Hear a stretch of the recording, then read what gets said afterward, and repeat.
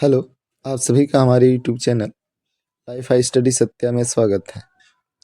हम लोग आज ऊंचाई दूरी के दो प्रश्नों को हल करेंगे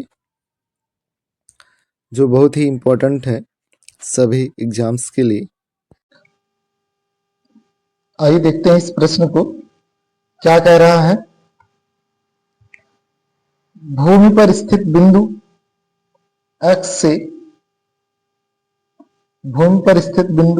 x से ऊंचे टावर के शिखर का उन्नयन कोण 60 अंश है।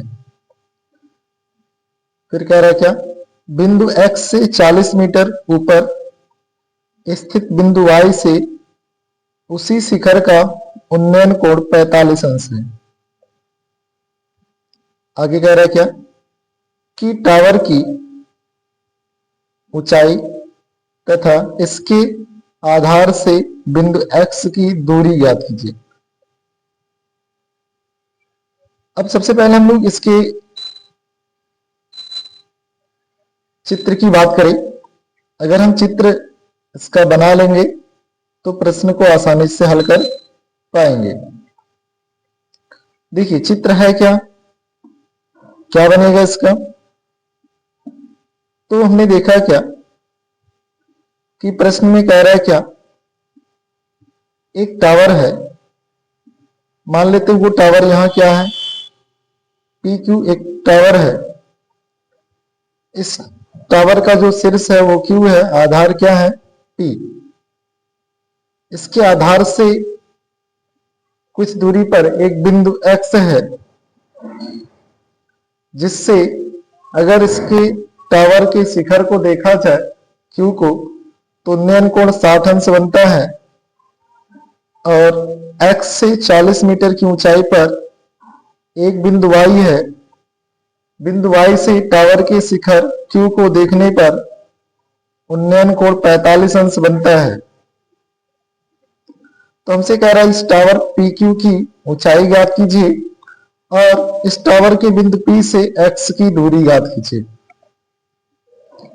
अब देखिए हम लोग बात करें तो हम लोग मान सकते हैं, यहां पर मान लेते हैं क्या, ये जो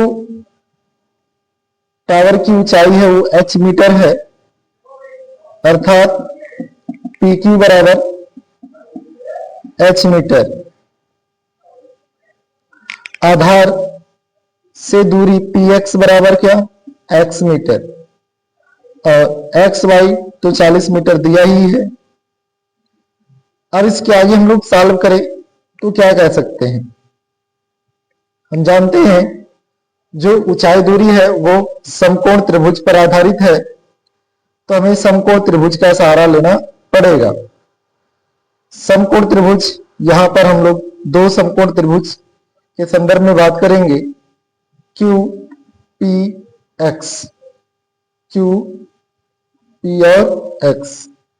दूसरा क्यू जेड और एक्स।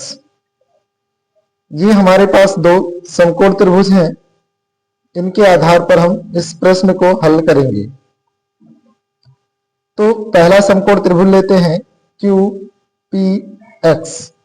क्यू पी एक्स क्या होगा, क्यू पी एक्स के लिए हमने देखा उन्नयन कोण कितना दिया है, 60 अंश। हम जानते हैं ऊंचाई दूरी में सबसे जो महत्वपूर्ण त्रिकोणमितीय रेशियो है वो कौन सा है, tan थीटा है। tan थीटा बराबर क्या, लंब बटे आधार। तो देखिए हम लोग बात करें समकोण त्रिभुज QPX में tan 60 अंश बराबर क्या, लंब बटे आधार। तो लंब टावर की ऊंचाई PQ बटे क्या, PX। एक बार चित्र देख लीजिए, क्या हमने देखा, tan थीटा बराबर त्रिभुज QPX में लंब बटे आधार। तो लंब PQ बटे PX। तो हमने क्या देखा, यहां tan 60 का मान कितना, है और पी एक्स का मान एक्स है। तो यहां से हमने क्या देखा, कड़ी में 3 बराबर एच बटे स्मॉल एक्स, तो क्रॉस मल्टीप्लाई कर देते हैं। तो h बराबर क्या होगा, कड़ी में 3 इंटू एक्स। अब देखिए हम लोग दूसरा त्रिभुज लेते हैं, इसे समीकरण 1 मान लेते हैं। अब दूसरा त्रिभुज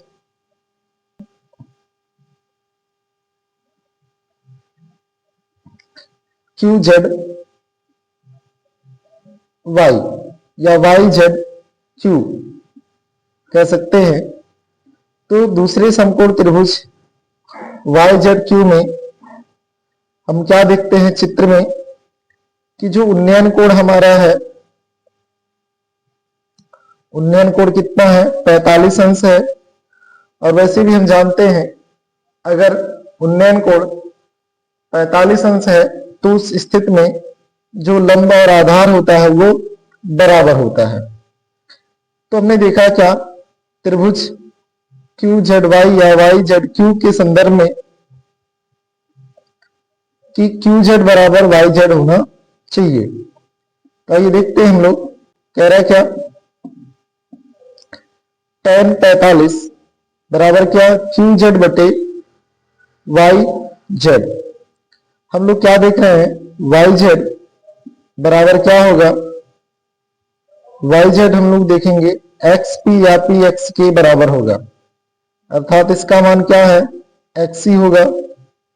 और जो क्यू जेड है, क्यू जेड का मान क्या होगा, एच माइनस 40 होगा। क्योंकि हम जान रहे हैं यहां पर क्या कि जेड जो बराबर है वो एक्स पी या पी एक्स के है। हम लोग बात करें क्यू जेड के संदर्भ में तो हमने देखा वाई एक्स बराबर क्या होगा, जेड पी। तो ये 40 मीटर है तो ये भी 40 मीटर होगा। पूरी ऊंचाई h है तो हमें क्या करना है, क्यू जेड ज्ञात करना है। तो पूरी ऊंचाई में से 40 मीटर घटा देंगे तो हमें क्यू जेड का मान आएगा। तो क्यू जेड की जो वैल्यू है वो कितनी आ रही है, h माइनस 40। क्या होगा, h माइनस 40। तो इस प्रकार हमने क्या देखा, tan थीटा बराबर लंब बटे आधार tan 45 अंश का मान 1, क्यू जेड का मान h माइनस 40, वाई जेड का मान x। तो क्रॉस मल्टीप्लाई कर हमने देखा क्या, x बराबर h माइनस 40, समीकरण 2। अब समीकरण 1 और 2 की हम लोग बात करें तो समीकरण 1 और 2 से, समीकरण 1 में हमने क्या देखा, h बराबर कड़ी में 3 इंटू एक्स, और दूसरा क्या देखा हमने, x बराबर h माइनस 40। तो यहां से x का मान h बराबर कड़ी में 3 इंटू एक्स में रख देते हैं तो क्या प्राप्त होगा। तो हमने देखा यहां से h बराबर क्या मिलेगा, कड़ी में 3 कोष्टक में h माइनस 40, कड़ी में 3 का गुणा कर लेते हैं, h बराबर कड़ी में 3 इंटू एच माइनस 40 कड़ी में 3 होगा। ऐसे में हम लोग क्या देखते हैं, यहां ऐसे में h वाले को एक तरफ कर लेते हैं और बाकी जो शेष अंक की मान है उसको एक तरफ। तो 3h को h की ओर भेज दिया, या h को हमने यहां पर h को हमने 3h की ओर भेज दिया और 40 कड़ी में 3 वाला जो है इसको दूसरी तरफ। तो कड़ी में 3 माइनस h बराबर क्या, 40 कड़ी में 3 आ गया। अब देखिए ये माइनस इधर आया प्लस, ये प्लस था तो इधर आया माइनस। h कॉमन ले लेते हैं, h जैसे हम कॉमन लेंगे वैसे क्या होगा, कड़ी में 3 माइनस 1 बराबर 40 कड़ी में 3। अब इस h का मान निकालना है तो कड़ी में 3 माइनस 1 को दूसरे साइड में भेज देते हैं, इधर गुणे में है तो इधर भाग में आएगा। तो क्या हो जाएगा? तो h बराबर 40 कड़ी में 3 बटे कड़ी में 3 माइनस 1। अब इसका हम परिमेयीकरण कर लेते हैं, रेशनलाइजेशन। तो रेशनलाइज करने पर क्या होगा? परिमेयीकरण करने पर, परिमेयीकरण के लिए हम क्या करते हैं, हर में यदि a माइनस बी है तो a प्लस बी से गुणा करते हैं, और a प्लस बी है तो a माइनस बी से गुणा करते हैं। अर्थात क्या होगा यहाँ कि बटे में क्या है, कड़ी में 3 माइनस 1 है, तो हम क्या करेंगे, अंश हर में कड़ी में 3 प्लस 1 से गुणा कर देंगे। तो अंश में होगा तो क्या हो जाएगा? तो हम जानते हैं यहां 40 कड़ी में 3 कोष्टक में कड़ी में 3 प्लस 1 होगा। नीचे हम सॉल्व करें तो a minus b into a plus b होगा, तो a square minus b square बनेगा। तो कड़ी में 3 का वर्ग 3 और 1 का वर्ग 1 होगा। तो 3 में से 1 जाएगा तो 2 हो जाएगा, 2 से हम 40 को काटेंगे 20 होगा। तो 20 कड़ी में 3 कोष्टक में कड़ी में 3 प्लस 1 बचेगा। 20 कड़ी में 3 कोष्टक में कड़ी में 3 प्लस 1। अब 20 कड़ी में 3 का गुणा कड़ी में 3 प्लस 1 में कर देते हैं, तो क्या मिलेगा? h बराबर 20 कोष्टक में 3 प्लस कड़ी में 3। इस कड़ी में 3 का गुणा 3 में होगा तो कड़ी में 3 का गुणा कड़ी में 3 में होगा तो 3 होगा, फिर कड़ी में 3 का गुणा 1 में होगा तो कड़ी में 3 होगा। तो इस प्रकार h का मान ये हमें मिल गया।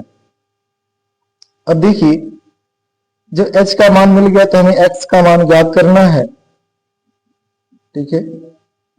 या इसको हम ये भी लिख सकते हैं, 20 का गुणा कर दे अंदर, तो हम लोग लिख सकते हैं क्या, h बराबर 60 प्लस 20 कड़ी में 3 मीटर। अर्थात यहां से हम 20 का गुणा 3 में कर दे, 20 दिया 60, फिर इस 20 का गुणा कड़ी में 3 में कर दे तो 20 कड़ी में 3 होगा। इस प्रकार जो h का मान अंतिम रूप से यहां हमें मिला क्या, 60 प्लस 20 कड़ी में 3 मीटर। अब हम लोग बात करें दूरी x के संदर्भ में। दूरी x के संदर्भ में क्या देख रहे हैं, x बराबर h माइनस 40 है, तो यहां से h का मान ला करके रख देते हैं और फिर हम इसको सॉल्व करते हैं। तो क्या होगा, x बराबर यहां 60 में से 40 घट जाएगा, 20 होगा, x बराबर 20 प्लस 20 कड़ी में 3 होगा। तो इस प्रकार हमने यहां इस प्रश्न का जो उत्तर है सॉल्व करके क्या देखा, अंतिम रूप से टावर की ऊंचाई 60 प्लस 20 कड़ी में 3 मीटर, आधार से दूरी 20 प्लस 20 कड़ी में 3 मीटर है। तो ये हमने देखा इस प्रश्न का उत्तर। इस प्रकार से हम इसको सॉल्व कर सकते हैं। अब देखिए अगला प्रश्न हम लोग बात करते हैं, दूसरा प्रश्न क्या कह रहा है। दूसरा प्रश्न कह रहा है क्या, एक मंदिर की ऊंचाई 15 मीटर है, मंदिर की चोटी से सड़क के दूसरी ओर बने भवन की चोटी का उन्नयन कोण 30 अंश और भवन के पाद का नीचे का नमन कोण कितना है, 45 अंश है। तो हमें सिद्ध करना है कि भवन की जो ऊंचाई है वो 5 कोष्टक में 3 प्लस कड़ी में 3 मीटर है। तो सवाल हमने देखा मंदिर और भवन की बात कर रहा है, तो भवन यहां पर क्या है, बड़ा है मंदिर की अपेक्षा। अब देखिए मान लेते हैं हम लोग इसको, सबसे पहले इसका चित्र बनाते हैं। चित्र क्या होगा, चित्र में हमने क्या देखा कि ए बी हमारे पास क्या है, ए बी एक मंदिर है जो 15 मीटर ऊंचा है।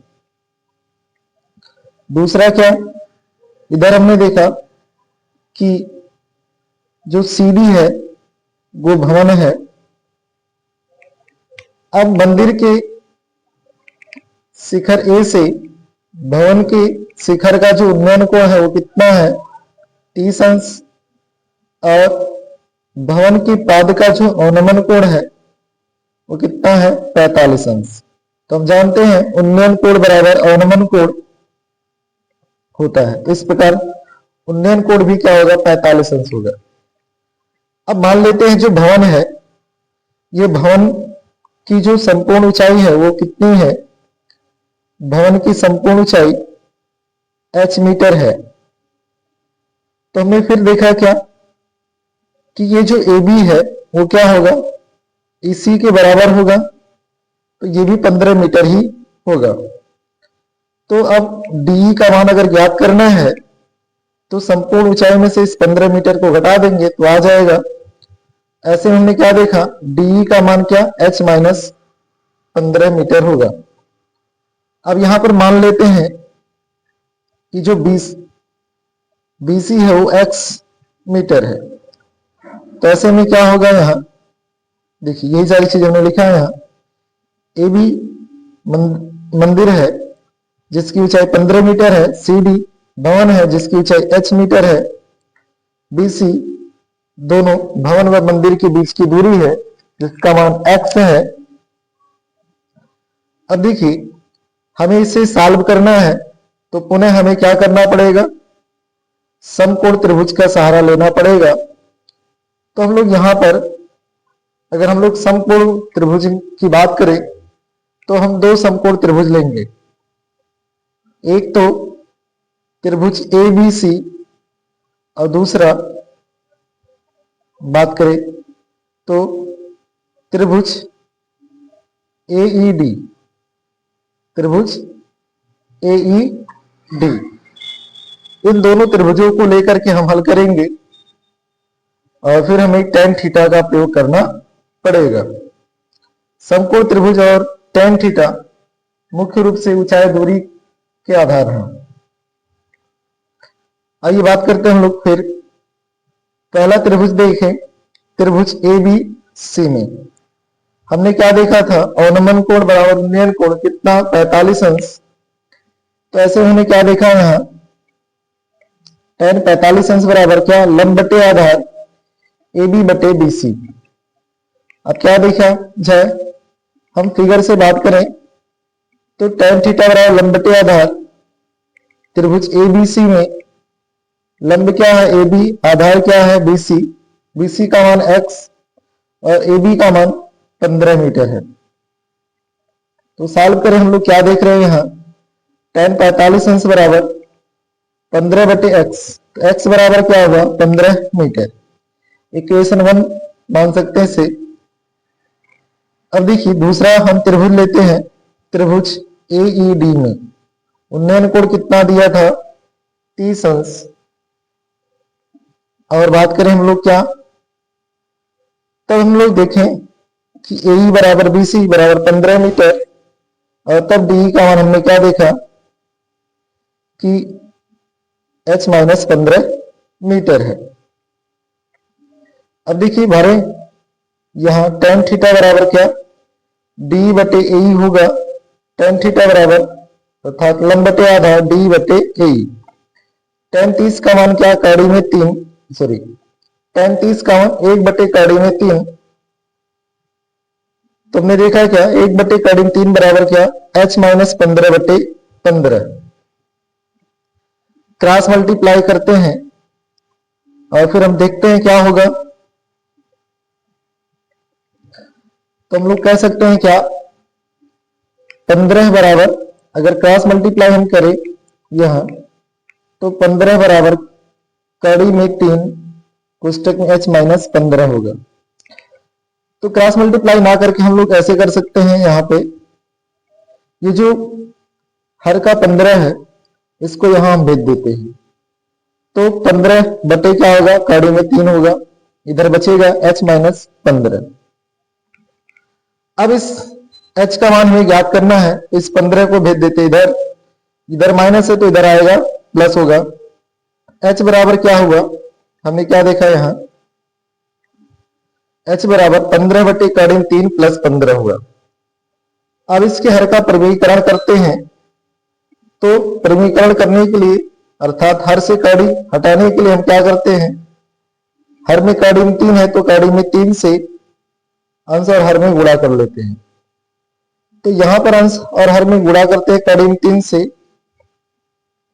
तो कड़ी में 3 का गुणा कड़ी में 3 में हुआ तो 3 आया, और कड़ी में 3 का गुणा 15 में किया तो 15 कड़ी में 3, 3 से 15 में भाग देंगे, 3 पाँचे 15, तो h बराबर 5 कड़ी में 3 प्लस 15 आया, h बराबर 5 कड़ी में 3 प्लस 15। अब 5 कॉमन ले लेते हैं, तो 5 कॉमन लिया तो क्या होगा, यहां से 5 निकल जाएगा तो कड़ी में 3 होगा, 15 में से 5 निकल गया तो 5 3 15, 5 निकालने का मतलब भाग देना। तो इस प्रकार हमने देखा h बराबर क्या आ रहा, 5 कोष्टक में 3 प्लस कड़ी में 3। तो जो हमें सिद्ध करना था क्या, कि h बराबर क्या, 5 कोष्टक में 3 प्लस कड़ी में 3 मीटर। तो इस प्रकार से हम प्रश्नों को हल करेंगे। अब इसी आधार पर अन्य प्रश्न भी बनते हैं, यहाँ कोड अलग हो सकते हैं, जैसे ये 45 अंश है, ये 30 अंश है, तो ये 60 अंश 45 अंश हो सकते हैं। ऐसे यहां अगर हम लोग पिछले प्रश्न की बात करें तो इसमें हमने क्या देखा कि 60 अंश और 45 अंश, वैसे ही यहाँ 45 अंश और 30 अंश हो सकता है। तो इसी प्रकार से हमें प्रश्नों को हल करना होगा। Thank you, all the best. अगर वीडियो अच्छा लग रहा है तो लाइक शेयर सब्सक्राइब हमारे चैनल को करें। Thank you, all the best.